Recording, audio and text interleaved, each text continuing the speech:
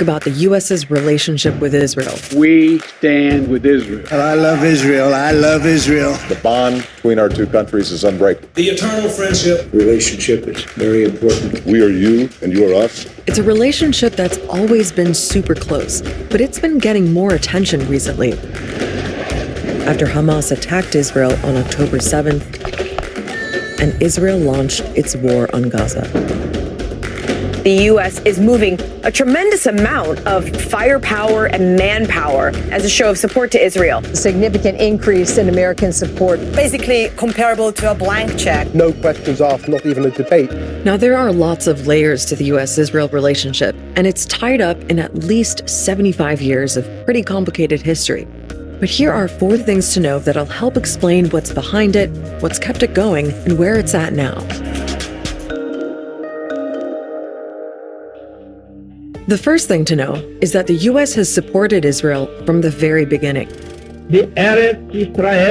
Israel declared itself a state in 1948 on land that had previously been Palestine under British control. More than 700,000 Palestinians fled or were forced from their homes. And the U.S. was the first country to recognize Israel. President Truman did it just 11 minutes after its creation.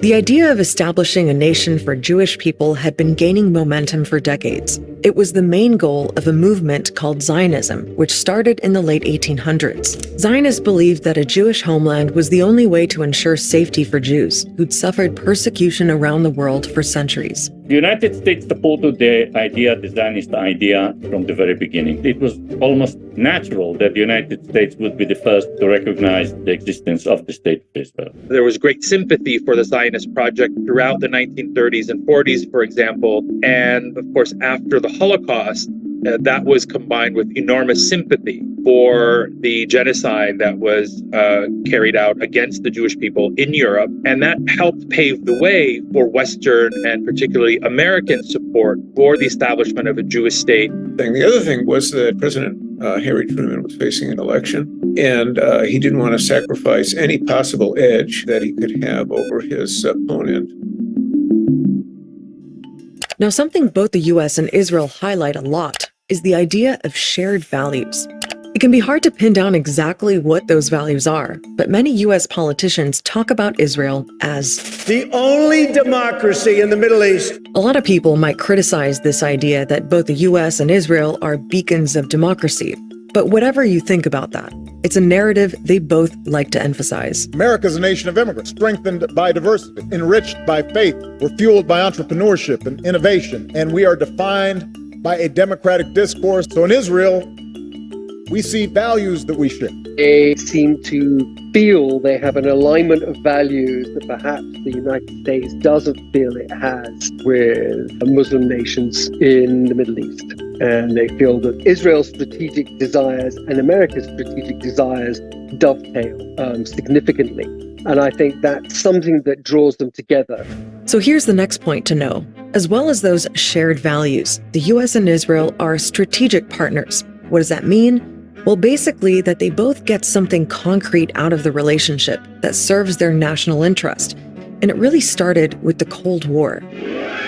Significant news from Russia. That's the period after the Second World War until the late 1980s, when the U.S. and the Communist Soviet Union were competing to be the dominant global power.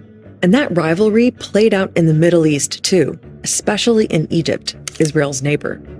Keep in mind that 5 Arab countries, including Egypt, went to war with Israel right after it was created. Colonel Nasser holds a parade. In 1955, Egypt's leader Gamal Abdel Nasser bought weapons from the Soviet Union. We have to defend our country against aggression. That shifted the military balance in the region against Israel and marked a new division in the Middle East. With that, Nasser separated himself from the West, and the Middle East was divided into 2 camps, pro-Soviet and pro-Western. Now here's the thing. Israel had been asking the U.S. for weapons since 1950. It said it needed them to maintain a military edge over hostile Arab neighbors.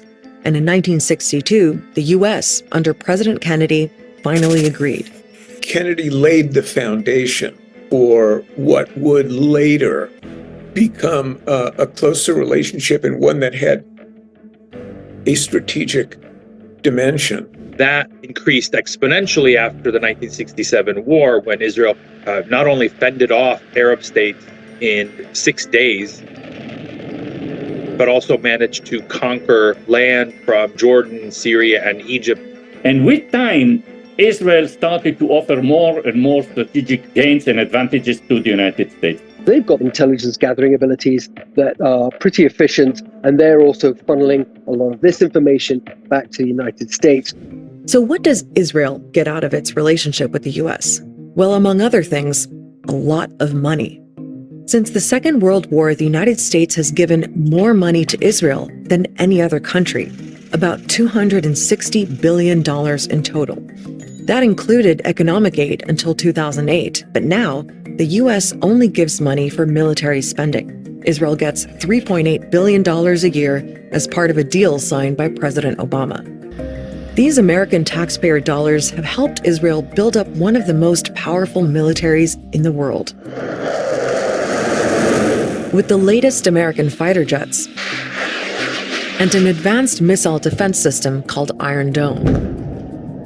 But one important thing to know about the money given to Israel is that almost all of it has to be spent in the U.S. America provides essentially grants to buy, for Israel to buy American military hardware. So it's kind of a self-licking ice cream cone, really. I mean, you give all this money, but it's actually spent on industries that are in key congressional districts. Another thing about this military aid is that the U.S. really doesn't attach any conditions to it, either in terms of how the weapons are used or as a way to pressure Israel on any of its policies, like the way it treats Palestinians, for example. Israel essentially is given a blank check with regard to the military hardware, the technology, the resources that the United States provides. There is little or no scrutiny. Theoretically, there are laws in place, for example, the Leahy laws, that U.S. military hardware can only be used for defensive purposes and can't be used in violation of human rights standards.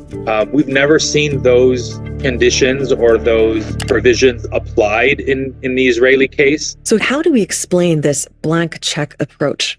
Well, some of it comes down to domestic U.S. politics, where generally being pro-Israel pays off politically.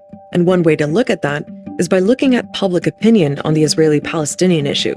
Sympathy for Israelis has consistently polled higher than sympathy for Palestinians, although the gap's been narrowing a bit recently.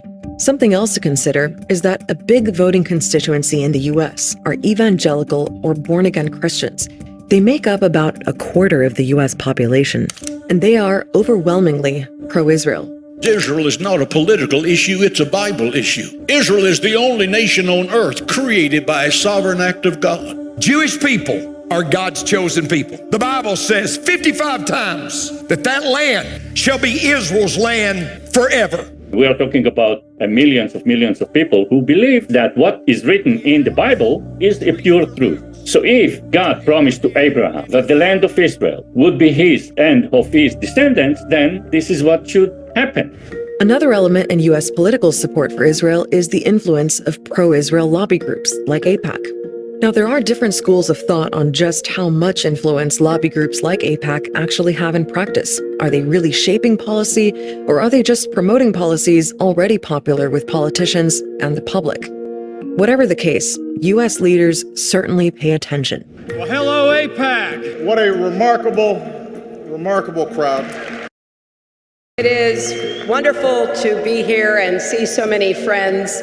AIPAC has long been able to direct funds to candidates for office on the basis of that candidate's attitudes towards Israel, especially in the House of Representatives, where, they're, running for office every 5 minutes. They need a constant flow of money. What the Jewish Israel lobby do is not forcing policy on the United States, as many academics and pundits are arguing. They present a policy that they argue would be preferable to Israel. If these interests are aligned with the American interests, then the United States would go for it.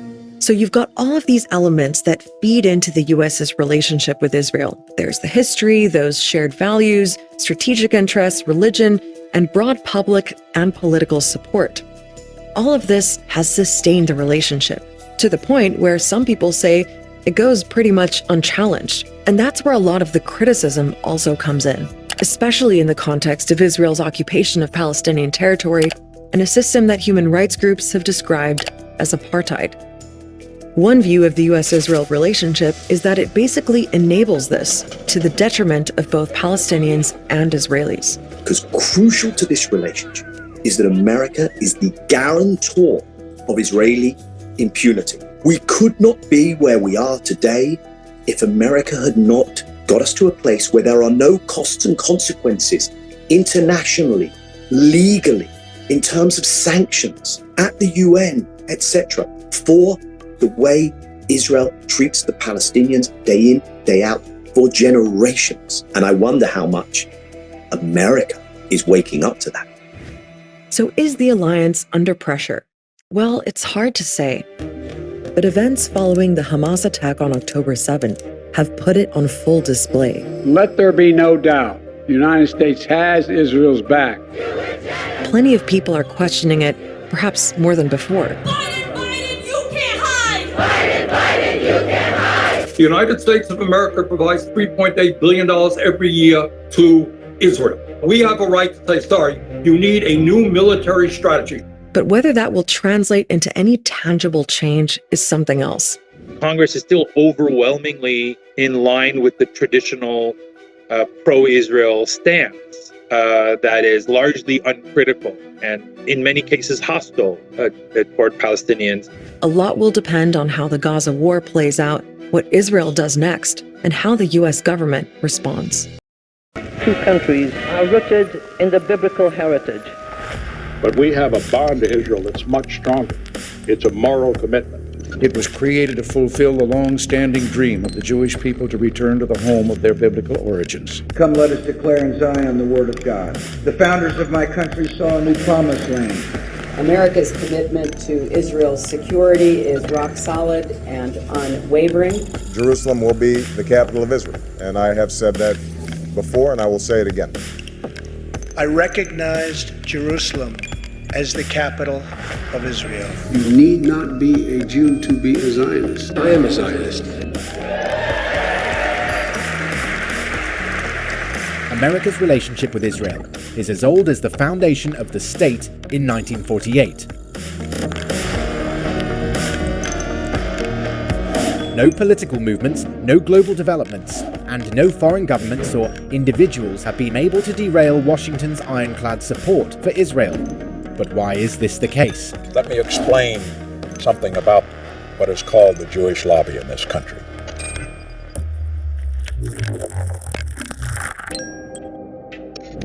First of all, the foundation of this very stable and committed relationship is primarily based on the beliefs of evangelical Christians, who are well organized and well represented in American economics and politics. We stand with Israel! They believe that a Jewish state must be established on the Promised Land in order to ensure the second coming of Jesus Christ in accordance with one of the altered versions of the Bible. The special relationship between the US and the soon-to-be state of Israel became official in 1918, when then US President Woodrow Wilson announced his support for Britain's Balfour Declaration, which led to the creation of a Jewish state in the land of Palestine. May 1948, just 11 minutes after the declaration of the foundation of the State of Israel, the US became the first state to recognize Israel. The ideals of Zionism have been supported by United States presidents and members of Congress from both parties over the past half-century. We have to bring in a considerable immigration into a small country. Allyship with Israel is not a partisan issue for Americans. It is a national obligation. Kennedy approved the sale of Hawk missile systems to Israel after being elected president in 1960. And that support contributed to Israel's victory against the Soviet-backed Arab states in the Six-Day War of 1967. In 1973, US President Richard Nixon favored Israel in the Fourth Arab-Israeli War, even at the cost of an embargo on the US and the West by oil-producing Arab countries.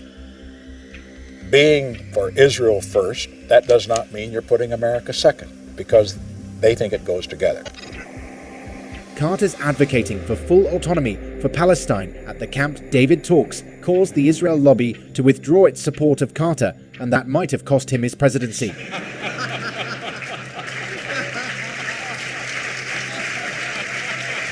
In itself, it was a great achievement. But the president took a great risk for himself. AIPAC is not dedicated to peace. They're dedicated to inducing the maximum support in America, in the White House, in the Congress, and in the public media. Ronald Reagan, who was elected after Carter with the support of the Jewish lobby, signed a free trade agreement with Tel Aviv and granted Israel the status as a major non-NATO ally of the United States.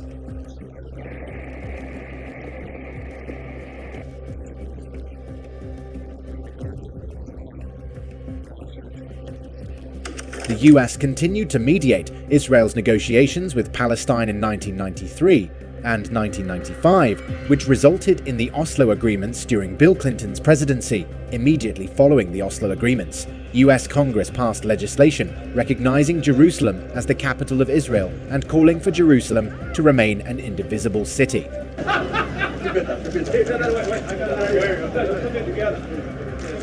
The alliance between our governments is unbreakable, yet the source of our friendship runs deeper than any treaty.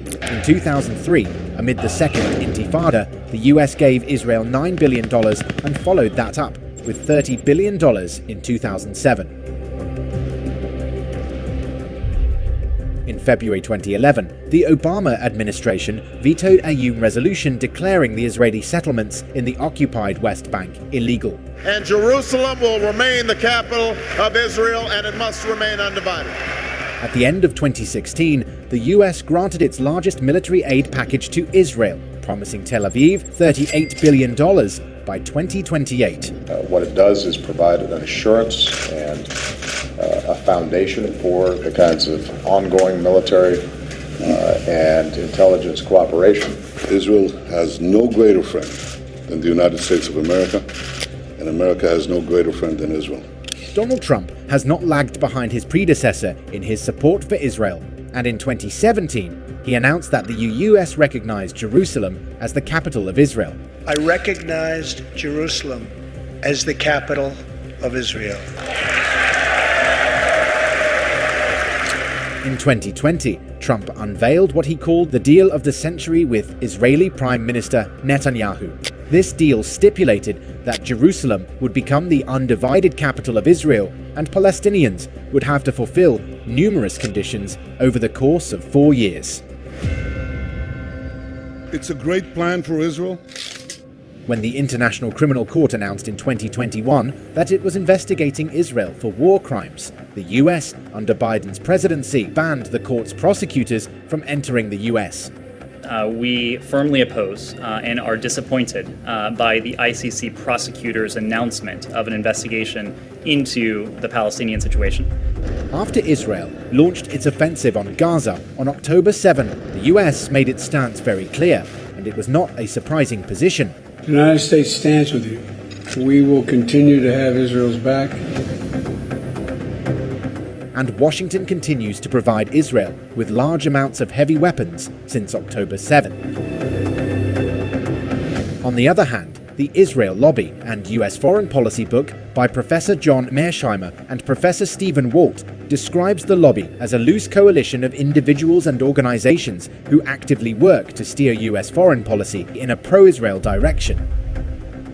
This unconditional support given to Israel by the United States since its inception is now viewed as irrational and is largely criticized because of the burden and disadvantage it causes for the US foreign policy. Our commitment to Israel's security is ironclad. Let me say it again, ironclad.